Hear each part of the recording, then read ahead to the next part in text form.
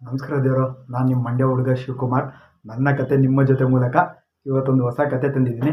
So ಕತೆ ಏನಲ್ಲ, ಜೀವನದಲ್ಲಿ ಮನ್ಸಂಗೆ ತಾಳ್ಮೆ ಎಷ್ಟು ಇಂಪಾರ್ಟೆಂಟ್ ಅನ್ನೋದ್ರ ಬಗ್ಗೆ ಪಾಠ ಮಾಡ್ತಿದ್ದೀನಿ. ಪಾಠ ಮಾಡೋಷ್ಟು ಏನು ದೊಡ್ಡ ಟೀಚರ್ ಏನಲ್ಲ. ಸೊ ನನಗೆ ಗೊತ್ತಿರೋದ ನಿಮ್ಮ ಜೊತೆ ಶೇರ್ ಮಾಡ್ಕೊಳ್ತಿದ್ದೀನಿ. ನಿಮಗೆ ಗೊತ್ತಿರೋದನ್ನ ಅಷ್ಟೇ ಸ್ವಲ್ಪ ನನ್ನ ಹತ್ರ ಹೇಳ್ಕೊಳ್ಳಿ ಏನಾರು ಇತ್ತು ಅಂದರೆ. ಸೊ ಬನ್ನಿ ಇವತ್ತು ಮಾತಾಡೋಣ. ಏನಾಯ್ತು ಅಂದರೆ ಮಾರ್ನಿಂಗ್ ಎದ್ಬಿಟ್ಟಿದ್ದೆ ಇವತ್ತು, ಫ್ರೆಶ್ ಅಪ್ ಆಗಿಬಿಟ್ಟಿದ್ದೆ, ಬ್ಯಾಗ್ ಹಾಕೊಂಡು ಬೈಕ್ ಎತ್ಕೊಂಡು ಹೊಂಟೆ ಡ್ಯೂಟಿಗೆ. ಸೊ ನನ್ನ ಪಾಡಿಗೆ ನಾನು ಹೋಗ್ತಾ ಇದ್ದೆ. ಸಿಗ್ನಲ್ ಏನಾಯಿತು ಅಂದರೆ ಆ ಕಡೆಯಿಂದ ಒಬ್ಬ ಅಪೋಸಿಟಲ್ಲಿ ಬಂದ, ರಾಂಗ್ ಸೈಡೇನೆ ಬಂದ. ಸೊ ನಾನು ನೋಡ್ಬಂದು ನಿಧಾನಕ್ಕೆ ಹೋದೆ, ಎತ್ತಾಗ ಹೋಗ್ತಾನೆ ಅಂತ. ಅವನೊಳ್ಳೆ ಅತ್ತೆ ಗಾಳಿ ತೂರಾಡ್ಕೊಂಡು ಬಂದು ಕರೆಕ್ಟಾಗಿ ನನ್ನ ಬೈಕ್ ಮುಂದಗಡೆ ನಿಲ್ಲಿಸ್ದ. ಸೊ ನಾನು ಅವ್ನು ನೋಡಿದೆ, ಅವ್ನು ನನ್ನ ನೋಡ್ದೆ. ಸಿಂಪಲಾಗಿ ಒಂದು ಸ್ಮೈಲ್ ಮಾಡಿದೆ ಅಷ್ಟೇ, ಏನೂ ಇಲ್ಲ. ಅವನು ಅಷ್ಟೇ ಒಂದು ಸ್ಮೈಲ್ ಮಾಡಿ ಸಾರಿ ಬ್ರೋ ಅಂತ ಹೋದ. ಸೊ ಜಗಳ ಮಾಡೋದೇನು ದೊಡ್ಡ ವಿಷಯ ಅಲ್ಲ ಮನ್ಸೂನ್ಗೆ. ಏನಲ್ಲಿ ಅಂತ ಅಂದರೆ ಅವನು ಮತ್ತೆ ತಿರ್ಕೊಂಡು ಒಂದು 4 ಹೊಡಿತಾನೆ. ಸೊ ನಾವು ಏನು ಕೊಡ್ತೀವಿ ನಮಗೆ ಆಪೋಸಿಟಾಗಿ ಅದೇ ಬರೋದು. ಸೊ ತಾಳ್ಮೆ ಅನ್ನೋದು ಮನ್ಸಂಗೆ ಪೇಷನ್ಸ್ ತುಂಬ ಮುಖ್ಯ, ಇಂಪಾರ್ಟೆಂಟ್. ಸೊ ಯಾವಾಗ್ಲೂ ಒಂದು ಸ್ವಲ್ಪ ತಾಳ್ಮೆಯಿಂದ ಯೋಚನೆ ಮಾಡಿ ಮಾತಾಡಿ. ಆಡೋ ಮಾತಿಂದ ಅನಾಹುತಗಳು ಬೇಜಾನಾಗ್ಬಿಡುತ್ತೆ.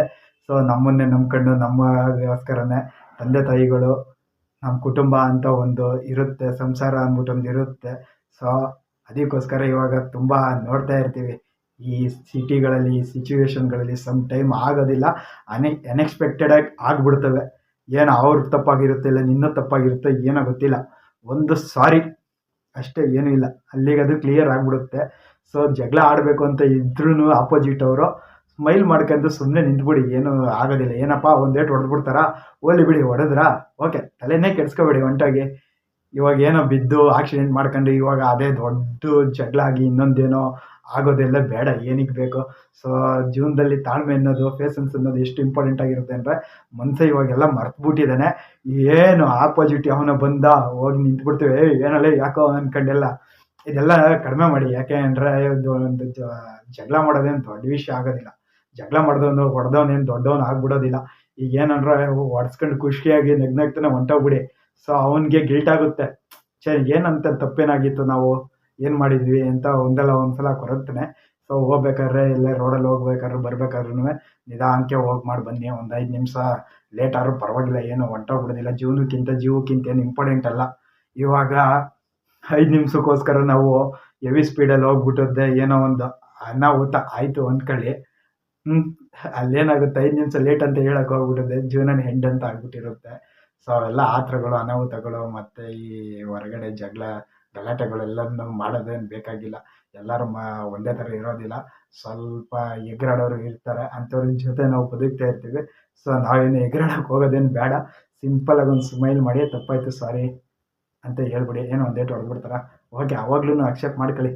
ಸಾರಿ ಬ್ರೋ ಅಂತ ಹೇಳಿ, ಸಾರಿ ಸರ್, ಸಾರಿ ಅಕ್ಕ, ಏನೋ ಒಂದು ಹೇಳ್ಬಿಟ್ಟಿದ್ದೆ, ಹೋಗಿ ಖುಷಿಯಾಗಿ. ಯಾಕೆ ಅಂದರೆ ಇವಾಗ ನೀವು ಅವ್ರ ಮುಂದೆಗಡೆ ದೊಡ್ಡವರು ಅಂತ ತೋರಿಸ್ಕೊಳಕ್ಕೆ ಹೋಗ್ಬಿಟ್ಟಿದ್ದೆ, ಹಿಂದೆಗಡೆ ಇರೋ ಸಾವಿರಾರು ಜನಗಳಿಗೆ ತೊಂದರೆ ಮಾಡೋಕ್ಕೆ ಹೋಗಬಾರ್ದು. ಈಗ ಸಿಟಿಗಳಲ್ಲಿ ಏನಾಗ್ಬಿಡುತ್ತೆ, ಒಂದು 2 ವೆಹಿಕಲ್ಗೋಸ್ಕರ ಜಗಳಕ್ಕೆ ಇಬ್ಬರು ನಿಂತ್ಕೊಂಡು ಅದರಿಂದಗಡೆ ಇರೋ ಸಾವಿರಾರು ಜನಕ್ಕೋಸ್ಕರ ನೂರಾರು ಜನಕ್ಕೆ, ಸಾವಿರಾರು ಜನಕ್ಕೆ ತುಂಬ ಟ್ರಾಫಿಕ್ ಜಾಮು, ಈ ಥರ ಎಲ್ಲ ಆಗಿ ಕಿತ್ತಾಟಗಳಾಗಿ ಕೆಲವರೆಲ್ಲ ಕ್ರಿಟಿಕಲ್ ಎಮರ್ಜೆನ್ಸಿ ಎಲ್ಲ ಹೋಗ್ತಾ ಇರ್ತಾರೆ ಎಲ್ಲೆಲ್ಲೋ.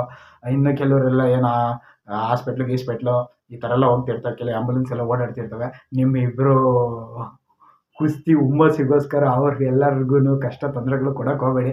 ಹಂಗೂ ಏನು ಅಷ್ಟೊಂದು ಮಾತಾಡಬೇಕು ಅಂದರೆ ಸೈಡ್ಗೆ ಹೋಗಿ ಏನೋ ಡಿಸ್ಕಷನ್ ನೀವುಗಳು ಮಾಡ್ಕೊಳ್ಳಿ. ಮಧ್ಯದಲ್ಲಿ ಎಲ್ಲೂ ಟ್ರಾಫಿಕ್ ಜಾಮ್ ಎಲ್ಲ ಮಾಡೋಕ್ಕೆ ಹೋಗಬೇಡಿ. ಸೊ ಇವತ್ತು ಟುಡೇ ನನ್ನ ಜೀವನದಲ್ಲಿ ನಡೆದಿದ್ದು, ನಾನು ಜಗಳ ಆಡಬೇಕು ಅಂತ ನಿಂತ್ಕೊಂಡಿದ್ರೆ ಅದೆಷ್ಟೊತ್ತು ಯಾಕಲ್ಲಿ ಅಂದಿದ್ರೇ ಜಗಳ ಸ್ಟಾರ್ಟ್ ಆಗಿ ಹೋಗ್ಬಿಟ್ಟಿರೋದು. ಅಲ್ಲಿ ಅರ್ಧ ಜಾಮ್ ಆಗಿಬಿಟ್ಟಿದ್ದೆ, ಒಂದು 5 ನಿಮಿಷ. ಅದು ಮಾರ್ನಿಂಗ್ ಟೈಮ್ ಬೇರೆ, ಸರಿಯಾಗಿ ಟ್ರಾಫಿಕ್ ಜಾಮ್ ಕೂಡ ಮಾಡ್ಬೋದಿತ್ತು. ಅದ್ರ ಜೊತೆಗೆ ಅವನೇನೋ ಹುಡುಗರು ಲೋಕಲ್ ಇದ್ನ ಅಂದರೆ ಒಂದು ಸ್ವಲ್ಪ ಹೊಡೆದಿರೋನಿಲ್ಲ ಅಂದರೆ ಚುಚ್ಚಿರೋನು, ಅವೆಲ್ಲ ಮಾಡ್ಕೊಳಕ್ಕೆ ಹೋಗಬೇಡಿ. ಮನ್ಸಿಗೆ ಜೀವನದಲ್ಲಿ ತಾಳ್ಮೆ ಸಿಕ್ಕಾಪಟ್ಟೆ ಇಂಪಾರ್ಟೆಂಟ್ ಆಗಿಬಿಟ್ಟಿರುತ್ತೆ. ಒಂದು ಸಲ ನೆನಪು ಮಾಡ್ಕೊಬಿಡಿ, ಫ್ಯಾಮಿಲಿ ಮನೆ ಅಂತ. ಏನು ಹೊಡೆದಾಡಕ್ಕೆ ನಿಂತ್ಕೊಳ್ಳೋದೇನು ದೊಡ್ಡ ವಿಷಯನೇ ಅಲ್ಲ. ಅವೆಲ್ಲ ಜೀವನದಲ್ಲಿ ಇರಬಾರ್ದು, ಬೇಕಾಗಿಲ್ಲ ಅವೆಲ್ಲ ನಮಗೆ. ಸೊ ತಾಳ್ಮೆ ಅನ್ನೋದೊಂಚೂರು, ಪೇಷನ್ಸ್ ಅನ್ನೋದೊಂಚೂರು ಜೀವನದಲ್ಲಿ ನೆನಪು ಮಾಡ್ಕೊಳ್ತೀರಿ ಅವಾಗವಾಗ. ನಿಮ್ಮ ಫ್ಯಾಮಿಲಿ ಬಗ್ಗೆ, ನಿಮ್ಮ ಜೀವನದ ಬಗ್ಗೆ ಯೋಚನೆ ಮಾಡಿ. ಅಡ್ಲಾಗಿ ನಾವೇ ಹೋದ್ರೂ, ತಪ್ಪಾಗಿ ನಮ್ಮದೇ ಇದ್ರೂ ಎಗರಾಡೋದು, ಹೊಡೆದಾಡೋದು, ಮಾತಾಡೋದೆಲ್ಲ ಹೋಗೋಕೆ ಹೋಗಬೇಡಿ. ಓಕೆ, ಬಾಯ್, ಮತ್ತೆ ಸಿಗೋಣ. ಏನು ನಡೀತದೆ ಹೇಳ್ತಾ ಇರ್ತೀನಿ ನಡೆದಂತೆ ಕಥೆನ, ಯಾಕೆಂದರೆ ನನ್ನ ಕತೆ ನಿಮ್ಗಳ ಜೊತೆನೇ. ನಮಸ್ಕಾರ.